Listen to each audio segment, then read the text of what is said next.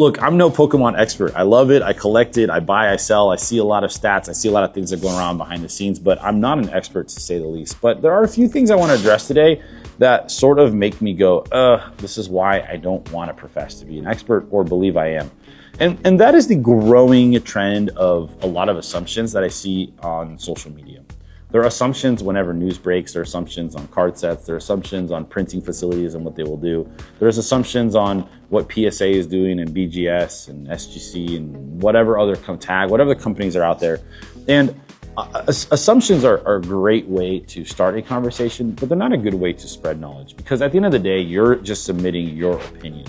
So whether it's a vendor or whether it's a podcaster or whatever it is, just because they have a microphone doesn't make them a legitimate source for that knowledge.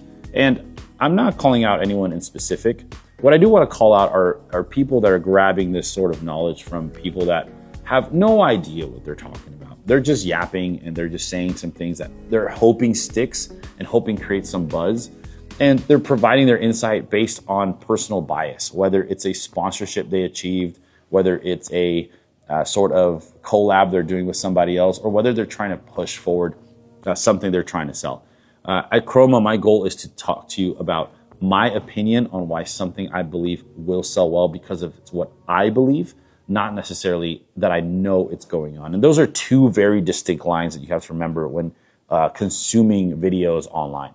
That there is fact, and then there is what I believe. And that is strictly two completely different things. So someone can believe that PSA is hacking. They can go upon a Reddit thread and say, oh, look, this person got scammed by PSA, but you haven't proved that that person got scammed.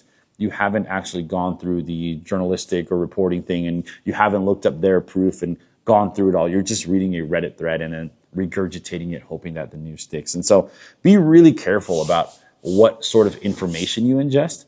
And then the second part of it is be really focused on how can you yourself go ahead and verify the sources that tell you these things. So if someone out there is saying, this card is going to blow up into a $500 card, this is going to be incredible, don't just immediately put your money into it. At the end of the day, you're just guessing and hoping this person's correct. Instead, look into why they're saying that. Why are they saying this? Do they own 1,000 of this card? Are they tired of holding in their binder?